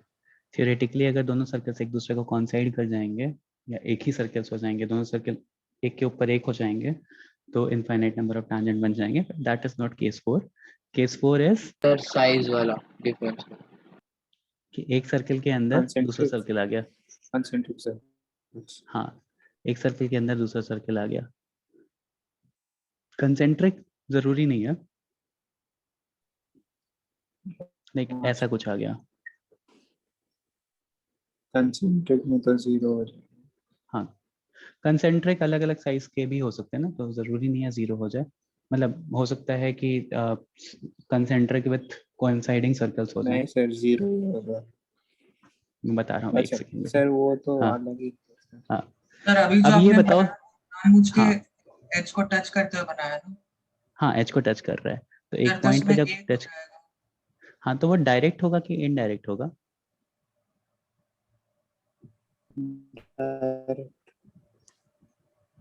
सर डायरेक्ट ही तो होना चाहिए ना, सर दोनों में से डायरेक्ट होना चाहिए। या फिर किसी नहीं एक के लिए डायरेक्ट है। क्यों डायरेक्ट होना चाहिए, क्यों इनडायरेक्ट होना चाहिए, वो भी बताओ। सर मैं डिस्कनेक्ट हो गया था, केस 1 और 2 एक बार बताओगे लिखना। हाँ, केस 1 में क्या था कि मेरे पास 2 सर्कल्स एट पर्टिकुलर डिस्टेंस थे, तो यहाँ पे 4 टैंजेंट्स पॉसिबल है। 2 ब्लू लाइन से बनाया है, 2 क्रॉस करके बनाया है, 2 रेड लाइन से बनाया है। तो जो ब्लू लाइन से बनाया है वो डायरेक्ट टैंजेंट है, जो रेड से बनाया है वो ट्रांसवर्स टैंजेंट है। नेक्स्ट केस में दोनों सर्कल को टच करा दिया, तो एक ट्रांसवर्स और 2 डायरेक्ट टैंजेंट्स पॉसिबल थी, टोटल 3 टैंजेंट्स। यहाँ पे टोटल 4 टैंजेंट्स। नेक्स्ट यहाँ पे केस 3 बनाया तो 2 डायरेक्ट टैंजेंट्स पॉसिबल थी, एक के अंदर एक सर्कल हो गया था। नाउ केस 4 इज कि एक सर्कल के पूरा अंदर एक सर्कल आ गया। तो अब यहाँ पे मैंने पूछा है कि डायरेक्ट होगा कि ट्रांसवर्स होगा, कौन सा टैंजेंट होगा? ट्रांसफर्स हो गया, केस 2 को होगा। रेफर करेंगे तो वैसे ही आ रहा है। तो केस 2 में तो दोनों सर्कल बाहर थे ना, यहाँ तो दोनों लेकिन सर्कल एक ही अंदर हो गए, इंटरसेक्शन का पॉइंट है। एक ही इंटरसेक्शन पॉइंट था। सर वो Okay. दोनों सर्कल के बीच में आ रहा है, इसमें भी मान सकते हैं कि वो बीच में आ रहा है क्योंकि कोइंसाइड कर रहा है। सर डायरेक्ट Anyone होना else? चाहिए ना, क्योंकि दोनों के बाहर तो से डायरेक्ट मतलब भी जा हो रहा है। सकता है। हाँ सर डायरेक्ट भी हो सकता है। अच्छा, एक चीज देखो ध्यान से, जब भी मैं डायरेक्ट है, डायरेक्ट टैंजेंट ही है, ठीक है, 1 डायरेक्ट। एक तो 3 तरह से देखते हैं इसको, ठीक है। सबसे पहले तो मैंने 2 डायरेक्ट बनाई, 2 इनडायरेक्ट या 2 ट्रांसफर्स बनाई, फिर ट्रांसफर्स धीरे धीरे कम कर रहा था मैं, ठीक है। तो सबसे पहला रीजन तो आपको यही समझ में आ जाना चाहिए था कि डायरेक्ट होगा, मतलब नॉर्मली। बट ठीक है, this is not a valid reason, जब भी मैं डायरेक्ट टैंजेंट बना रहा हूँ तो direct tangent is always touching the same side of the circle. ये साइड और ये side opposite side of the circle को टच कर रहे हैं। देखो, एक राइट साइड पे टच कर रहा है, एक को लेफ्ट साइड पे टच कर रहा है। हाँ Whereas Yes. ये अप साइड पे, ये अप साइड डाउन साइड पे, तो direct tangent is always touching the same side of the circle. यहाँ पे देखो दोनों सेम साइड ही टच कर रहे हैं सर्कल के, लेफ्ट साइड। तो दैट कैन ऑल्सो बी मतलब although this is very this is मतलब इसको डायरेक्ट टैंजेंट ही बोलते हैं, बट द रीजन इज कि दोनों same side of the circle के टच करते हैं। तीसरा रीजन, क्योंकि मैंने ब्लू से बनाया और मैंने पहले ही बोला था कि blue colour I will be using for direct tangent. Sir ये तो मतलब तो ये वहां भी से भी शुड बी एविडेंट कि डायरेक्ट है। चलो केस 5 पे आते हैं। केस सर 5 बिल्कुल ही में टच नहीं कर रहा होगा, स्मॉलर सर्कल अंदर ही रहेगा। फिर तो सिर्फ बाहर वाले के लिए एक होगा, और जरूरी फिर नहीं होगा है ही कि नहीं। कॉन्सेंट्रिक हो, रहेगा ना इसमें, और zero जरूरी रहेगा। नहीं है कि कॉन्सेंट्रिक हो। अब ये हाँ देखना सर, पड़ेगा। कोई भी सर्कल जो अंदर रहे उसके, जो टच ना कर। हाँ, टच ना कर रहा हो, तो बेसिकली यहाँ पे नो टैंजेंट पॉसिबल हो जाएंगे। No tangent possible. तो ये 5 केसेस हैं, और एक छठवां केस भी आता है जो थ्योरेटिकली पॉसिबल है कि एक सर्कल और दूसरा सर्कल एक दूसरे को ओवरलैप कर रहे हैं, तो उसमें इनफाइनाइट नंबर ऑफ टैंजेंट्स बनते हैं। तो अगर आपसे थ्योरेटिकली पूछूंगा मैं कि कितने number of tangents are possible on 2 circles, तो theoretically you can say infinite. ठीक है, थ्योरेटिकली इनफाइनाइट। बट सर लेकिन अगर प्रैक्टिकली ऐसा, दो ही होते हैं ना? हाँ प्रैक्टिकली 2 ही होते हैं। नहीं, प्रैक्टिकली 2 नहीं, practically 4 4 maximum number of tangent 4 होते हैं। सर तो अगर क्वेश्चन आए कि what are the maximum number of common tangents, और ऑप्शन 2 नहीं, 3 4 नहीं ऐसा वाला नहीं 4 ही, है। वो 4 ही टिक करना है, ऐसा कोई ऑप्शन आएगा नहीं, ऐसा कुछ कंफ्यूजन। बट मतलब एक स्टेटमेंट आता है ना कि there can be infinite number of tangents passing through 2 concentric circles, तो वो स्टेटमेंट ट्रू की तरह कंसिडरेशन में लेना है, या वो Okay. स्टेटमेंट फॉल्स, हाँ वो स्टेटमेंट फॉल्स की तरह भी कंसिडरेशन में ले सकते हो, अनलेस आपको मेंशन्ड हो जाए कि both circles are coinciding, concentric circles.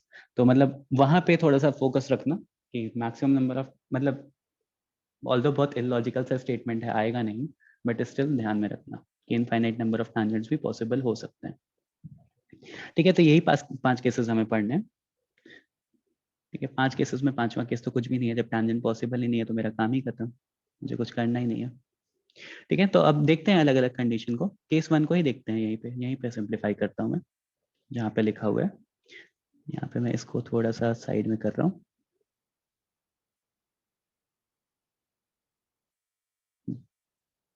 तो यहाँ पे 2 डायरेक्ट प्लस 2 इनडायरेक्ट टैंजेंट्स हो गए।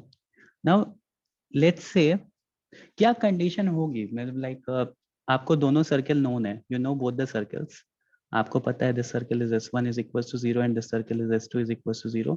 अब यहाँ पे जब मैं s1 इज इक्वल टू 0 और s2 इज इक्वल टू 0 लिख रहा हूँ, तो इसका मतलब ये हो गया कि मतलब मैं सर्कल 1 और सर्कल 2 की बात कर रहा हूँ। इसका ये मतलब नहीं हुआ कि मैं पॉइंट को सब्स्टिट्यूट कर रहा हूँ, यहाँ पे किसी पॉइंट को सब्स्टिट्यूट कर रहा हूँ। ठीक है, तो circle 1 is s1 is equals to 0, circle 2 is s2 is equals to 0. Again I am saying that I am not substituting point x1 comma y1 in circle s1, बस वो सर्कल को अलग अलग करने के लिए, या अगर क्योंकि सिंस मैंने वो नॉमेनक्लेचर फॉलो किया तो आप ऐसा भी लिख लो। Let's say the circle is, sir s dash s double dash हाँ वही s is equals to 0 and the circle is s dash is equals to 0। ठीक, तो अब मुझे बताओ कि सर्कल की इक्वेशन नोन है आपको, तो अब मुझे तो ऑब्वियसली नहीं पता होगा ना कि सर्कल कोइंसाइडिंग होंगे या इंटरसेक्टिंग होंगे, या सर्कल एक के अंदर एक लाई कर रहा है। बस मुझे 2 सर्कल की इक्वेशन नोन है, तो हाउ कैन वी से कि कौन सा केस आएगा। बस मुझे 2 सर्कल की इक्वेशन नोन है, तो based on that fact how can I say that कौन सा केस आएगा। सर उसके सर हम सेंटर के नंबर बीच ऑफ का डिस्टेंस। टैंजेंट हाँ अगर सर निकाले तो उससे पता चल जाएगा कौन सा केस है।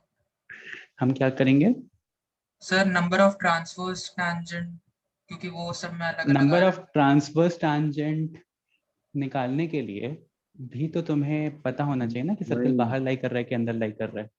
क्वेश्चन तो वही है। तो सर उससे सेंटर और के बीच का डिस्टेंस देखेंगे।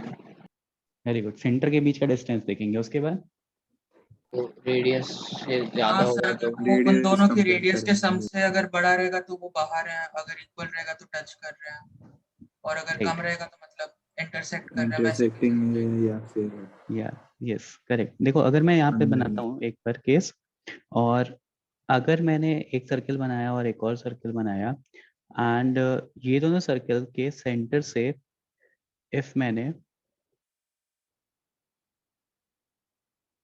2 पॉइंट्स बनाए और इनके सेंटर्स को, क्योंकि I know the equation of the circle, S is equal to 0 मुझे पता है, S dash is equal to 0 मुझे पता है, दोनों मुझे पता है, तो I know already know the centre. तो सेंटर का मैं डिस्टेंस निकालूं, and let's say this distance is D, centre to centre का distance let's say it is D. तो इफ आई नो डी, और obviously I know the radius r1 and r2, तो अगर d is greater than r1 plus r2, तो कहना इसे कि case 1 होगा। हाँ सर। तो यहाँ पे क्या हो जाएगा, d should be greater than, d क्या है, सेंटर टू सेंटर का डिस्टेंस है, d is centre to centre का डिस्टेंस, तो d is greater than r1 plus r2।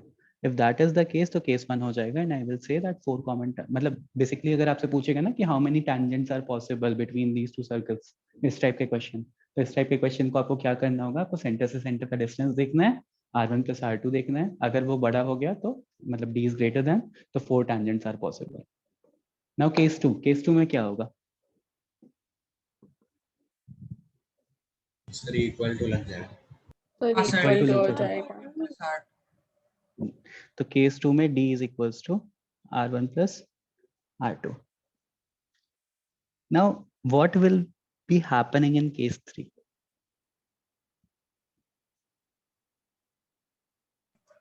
Sir d is So less than smaller r1 than plus r2 हो जाएगा।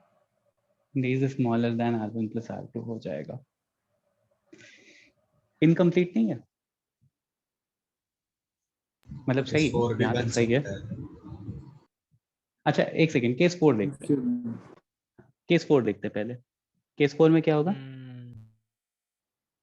ये हूँ वाला कौन था, क्या होगा, नहीं सर, कंफ्यूजन अभी आई हुई है, शुरू हो रही है।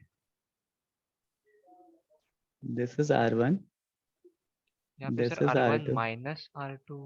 r2 right. minus r1 is equal to d. तो d is less than mod of r1 minus r2। Mod क्यों दिया, हाँ क्योंकि मुझे नहीं पता कि क्या बड़ा है, कोई भी बड़ा हो सकता है। d is less than mod of r1 minus r2, सही लिखा है मैंने केस 4।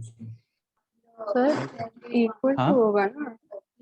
इक्वल टू क्यों होगा बेटा, नहीं, हम लोग देखो दोनों सेंटर के completely बीच का अंदर डिस्टेंस निकाल without रहे हो, touching भी ले रहे हैं। दोनों सेंटर के बीच का डिस्टेंस निकाल रहे हो, तो वो r2 माइनस r1 ही तो होगा ना। फिर वो फिर तो inequality इक्वालिटी का साइन होना चाहिए ना, d is equal equal to वही बोल mod रही of हूँ मैं। r1 minus r2। आपने लेस देन लिखा है। हाँ वो हाँ तो r2 माइनस r1 से छोटा होना चाहिए ना। सर आप ही बोल रहे हो ना कि r2 और r1 के बीच का है, तो r2 minus r1 जो भी बड़ा होगा उससे माइनस हो जाएगा, तो इक्वल टू होगा ना, वो छोटा थोड़ी होगा उसमें। हाँ इक्वल टू होगा, right right right, mod of equal to होना चाहिए। मैं केस 3 सोच रहा था, sorry my bad. d is equals to r1 minus r2 होना चाहिए, just like case 2 d is equals to r1 plus r2, right correct. ठीक है, अब बताओ case 4, no sorry case 3। Sir d is less than mod of r1 plus r2 होना चाहिए, या r1 minus. Plus r2 and d should be greater then, इससे बड़ा होना चाहिए ना। हाँ sir. r2 minus r1 mod। हाँ इससे बड़ा होना चाहिए, ऑल्सो r1 प्लस r2 से छोटा होना चाहिए। तो हम सोच बोलेंगे कि केस 3 आ रहा है, देखिए इससे थोड़ा सा भी बड़ा हो गया d, तो ये r1 सर्कल बाहर निकलना शुरू कर देगा, और अगर इससे थोड़ा सा भी छोटा हो गया तो सर्कल अंदर घुसना शुरू हो जाएगा। तो दोनों केसेस के बीच में d अगर लाई करेगा तो केस 3 पॉसिबल है। तो ये चीज ध्यान रखना, नोट कर लेना इसको ध्यान से। और case 5, less than mod of r1 minus r2। हाँ sir, less than mod of r1 minus r2। ठीक है, तो केस 5 हो जाएगा, केस 5 नो टैंजेंट्स। तो वापस से देखो मैंने क्या क्या ब्रीफ किया है। कॉमन टैंजेंट्स पढ़ना शुरू किया था 9th टॉपिक, उसमें मैंने बताया 2 अलग अलग सर्कल्स होंगे, और सर्कल की इक्वेशन नोन है, S is equal to 0 and S dash is equal to 0। तो वहाँ से सेंटर टू सेंटर का डिस्टेंस निकालेंगे। If that distance is greater than दोनों रेडियस का सम, तो मैं बोल सकता हूँ दोनों सर्कल बाहर हैं। तो number of common tangent possible 4, number of direct tangent possible 2, number of transverse tangent possible 2। सब चीज़ का सिग्निफिकेंस है। ऐसे फाइनली न्यूमेरिकल वैल्यू में एक क्वेश्चन पूछेगा कि number of direct tangent possible, और नंबर ऑफ टैंजेंट पॉसिबल लिख दोगे, गलत हो जाएगा। केस 2 में जब d is equal to r1 plus r2 हो जाए तो एक transverse 2 direct. Case 3, case 4, case 5 and so on मैंने बताया है, ब्रीफ किया है। ठीक है, तो यहाँ तक आई गेस सबको क्लियर होगा। सर केस 3 एक बार वापस दिखाई नहीं, बस हाँ, नोट करना था। और केस 3 में 2 डायरेक्ट पॉसिबल होते हैं, 0 ट्रांसवर्स।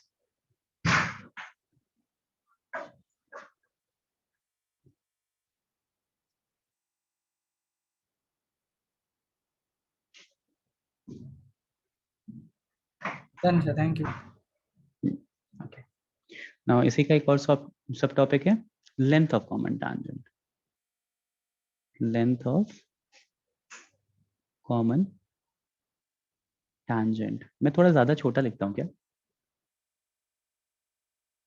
तो समझ जाते सर ठीक। समझ जाते हो ना, बस ठीक है, वही इंपॉर्टेंट है। Length of common tangent. अब लेंथ ऑफ कॉमन टैंजेंट में भी ऑब्वियसली डायरेक्ट टैंजेंट की लेंथ अलग आएगी, इनडायरेक्ट की अलग आएगी। तो डायरेक्ट टैंजेंट देखते हैं सबसे पहले। देखो, आई एम एज्यूमिंग कि ये जो 7-8 स्टूडेंट बोलते हैं ना, इनके अलावा भी बाकी स्टूडेंट्स ध्यान से सुनते हैं एंड फोकस करते हैं। मतलब कुछ नहीं समझ में आएगा किसी पॉइंट ऑफ टाइम पे ना, तो इट इज़ हाईली एडवाइजेबल कि आप तुरंत पूछ लेना मुझसे। क्योंकि मैं चैट सेक्शन में ऐसे बार बार देखता नहीं हूँ कि क्या हो रहा है बिहाइंड द सीन्स, आप लोग कितना डिस्कस कर रहे हो, क्या कर रहे हो। But if at any point of time you guys do not understand anything, feel free to ask, मैं वापस से बता दूंगा। ओके, लेंथ ऑफ टैंजेंट, तो लेंथ ऑफ डायरेक्ट टैंजेंट सबसे पहले देखते हैं। तो डायरेक्ट टैंजेंट के लिए let's take 2 circles.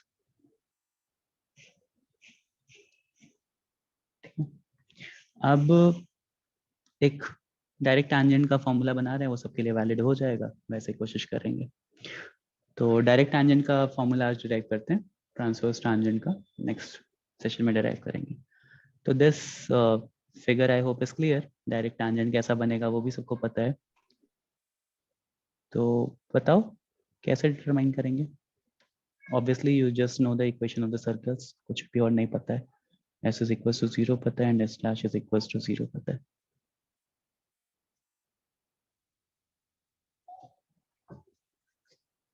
Now how will you determine? आपको, हाँ, अगर ये पता है तो आपको d भी पता है। d क्या होता है? दोनों डिस्टेंस, दोनों सेंटर के बीच का distance. Let's say the centre is c1, the centre is c2। तो पाइथागोरस थ्योरम से R2 निकाल minus सकते R1 whole square plus B square। Pythagoras sir. Theorem से निकाल सकते हैं r1 का स्क्वायर प्लस r2 का स्क्वायर। तो ट्रेपेजियम बन जाएगा एक, तो माइनस करें। ट्रेपेजियम बन जाएगा। Like you cannot say ना that c1 c2 or let's say this is ab, हाँ सर, c1 c2 और ab पैरेलल है, ये नहीं बोल सकते ना बेटा। हाँ नहीं हुआ सर ट्रेपेजियम में ये AC1 और BC2 पैरेलल रहेंगे। ac1 और bc2 ये भी कैसे बोल सकते हो? 90 डिग्री 90 डिग्री। सर जो C1 AB AB लाइन है वो 90 होगा। दोनों सर्कल के सेंटर से 90 डिग्री बना रहे हैं ना, तो फिर हाँ वो सर। दोनों तो परपेंडिकुलर रहेंगी, मतलब AC1 और BC2 तो पैरेलल ही रहेंगी ना। हाँ चलो ठीक है, ये दोनों पैरेलल हो रहे हैं।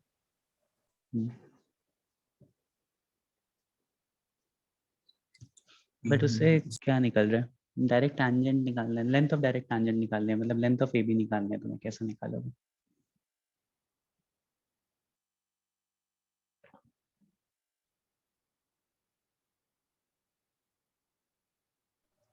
सर अगर हमें दोनों की कॉर्ड ऑफ कांटेक्ट पता हो तो फिर उनके बीच में जो परपेंडिकुलर डिस्टेंस रहेगी और वो दोनों पैरेलल लाइंस है, तो कॉर्ड ऑफ कांटेक्ट पता हो, कॉर्ड ऑफ कांटेक्ट के लिए कैसे निकालोगे? मतलब कॉर्ड ऑफ कांटेक्ट के लिए भी तो AB लाइन को पीछे अगर एक्सटेंड करके कोई भी पॉइंट ले जो पास कर रहा हो दोनों के सेंटर्स के थ्रू। मान लो कोई पॉइंट पी ले लिया हमने, अब तुम ये बोल रहे हो कि ये कॉर्ड ऑफ कॉन्टैक्ट और ये वाली कॉर्ड ऑफ कॉन्टैक्ट पता होगी, तो उससे क्या एडवांटेज मिलेगा आदित्य? अच्छा हाँ सर, उससे वो सिंपलीफाई नहीं होगा क्योंकि वो सेंटर के थ्रू नहीं पास हो रहा। और कोई आइडिया एनीवन? सर ये एक रेक्टेंगल बना रहा है ना? सर एक कंस्ट्रक्शन कर सकते हैं, C1 से BC2 पे परपेंडिकुलर ड्रॉप कर सकते हैं, तो एक एक सेकंड बेटा, रेक्टेंगल बन जाएगा। रेक्टेंगल, हाँ क्या क्या क्या क्या कर सकते हैं बेटा, सॉरी फिर से बोलना। सर AC1 C1 से से BC2 पे परपेंडिकुलर ड्रॉप करेंगे। Very good, now this will become a rectangle, 90 degree हो जाएगा, अब अभी वो रेक्टेंगल बन रहा R2 माइनस R1 हो जाएगा, अभी पाइथागोरस लगा के है। C1 this C2 uh very good, जाएगा, तो ये वेरी गुड, मतलब वेरी वो गुड। डिस्टेंस नाउ खत्म। दिस डिस्टेंस, ये डिस्टेंस R1 है, तो this distance will also be R1, और ये जो बचा वाला डिस्टेंस है ना, let's say this point is M, तो MC2 is equals to R2 minus R1, हाँ सर। राइट? अब ध्यान से देखो तो MC1 और C2, ट्रायंगल MC1 और C2 में पाइथागोरस अप्लाई कर सकते हो, यस। तो क्या हो जाएगा? अच्छा एक और चीज, C1M is equals to AB, क्योंकि रेक्टेंगल बन गया, हाँ C1M हाँ is sir. Sir, equals to AB, C1 M तो निकाल। तो basically AB is equals to, या C1M इज इक्वल्स टू क्या लगा सकते हो, this square D square minus root of D square, Pythagoras apply करो, माइनस R2 माइनस R1 का whole square, yes.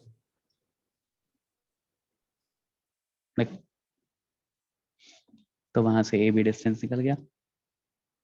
This is the easiest वे, मैंने बोला था सर्कल्स ये में 9th क्लास में स्टार्टिंग क्वेश्चन में। था, हाँ NCERT 9th का। क्लास में ऐसे क्वेश्चंस थे। मतलब मैंने वैसे भी इन जनरल बोल रखा है कि most of the time 90 degree angle triangle बन रहा होता है, तो अगर मैंने परपेंडिकुलर ड्रॉप कर दिया कहीं ना कहीं सर्कल्स में, तो 70% ऑफ द क्वेश्चंस तो वैसे ही सॉल्व हो जाते हैं। तो this is again an example, देखो ध्यान से, मैंने एक साइड से दूसरे साइड पे परपेंडिकुलर ड्रॉप कर दिया एंड अब मेरा रेक्टेंगल बन गया। इनिशियली रेक्टेंगल नहीं बन रहा था बेटा, कोई बोल रहा था, याद है आपको? मैंने बोला था, आपने, हाँ वो 90 डिग्री था ना, that is not forming rectangle initially, क्योंकि वो दूसरा वाला एंगल दूसरा दूसरा हो सकता है। हाँ मैं बस ये सोच रहा था शायद बन जाएगा। हाँ तो उसके बाद फिर मैंने रेक्टेंगल सर बना एक्चुअली दिया। मुझे भी नहीं समझ में आया कि वो डायरेक्टली रेक्टेंगल क्यों नहीं बन रहा। हाँ डायरेक्टली नहीं बन रहा ना, इसीलिए तो मैंने परपेंडिकुलर ड्रॉप किया। परपेंडिकुलर ड्रॉप करने के बाद वो एक रेक्टेंगल बन रहा है, तो C1M जो लेंथ हो जाएगी वही AB के इक्वल हो जाएगी, एंड बेसिकली मैंने since this is a rectangle, तो AC1 is equals to BM, तो दोनों R1 हो जाएगा, तो बचा हुआ C2M जो डिस्टेंस है, बची हुई C2M जो डिस्टेंस है, that will B R2 minus R1, mod में लिख लेंगे।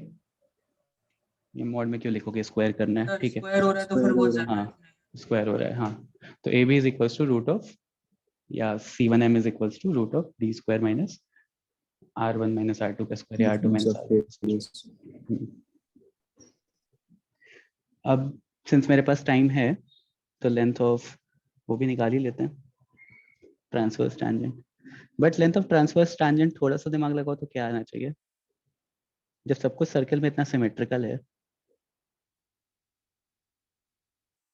तो क्या आना चाहिए, R1 प्लस R2 हो जाना चाहिए बीच में, सोचो।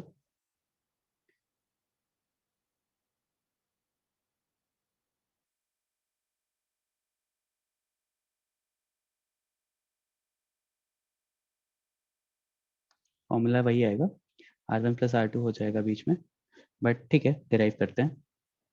Now let's say I know the equation of the circle, S is equals to 0 and S dash is equals to 0, और यहाँ पे मुझे ऑब्वियसली सेंटर पता है C1 और C2, कैसे निकालेंगे अभी?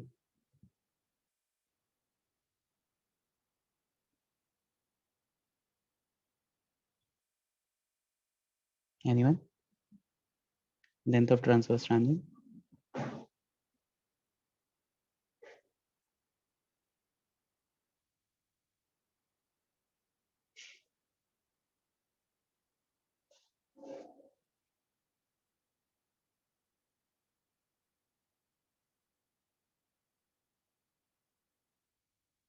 बताओ। रुको सर। अच्छा मतलब हो ना मीटिंग में, मुझे आवाज नहीं आ हाँ रही। सर, हाँ सर, रुको। हाँ।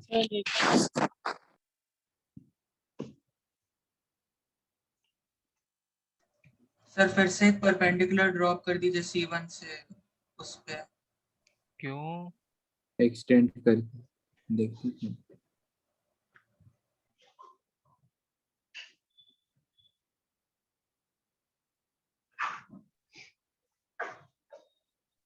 सर यहाँ पे तो दो राइट सही बोल रहे हो, सही ट्रायंगल। बोल रहे हो।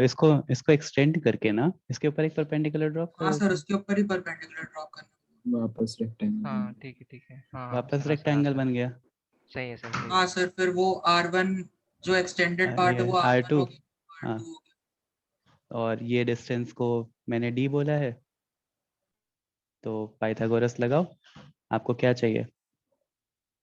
आपको ये A और B डिस्टेंस चाहिए ना बेसिकली। तो this AB distance will be equal to C1M,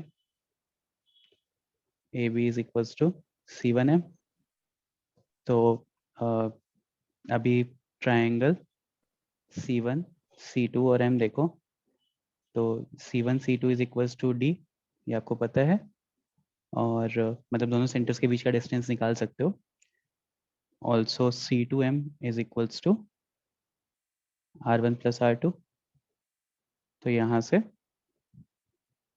AB is equals to C1M is equals to AB is equals to root of D square minus R1 plus R2 का whole square। तो ये मेरी length of transverse tangent आ जाती है, और ऊपर वाली this is length of direct tangent।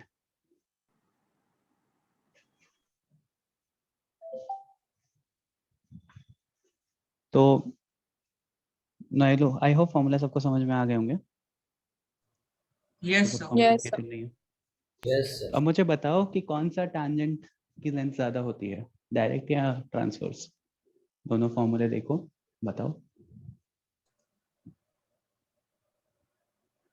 Sir direct वाले की लेंथ ज्यादा रहेगी। Yes sir. एक सेकेंड होल्ड करो। बाकी लोग?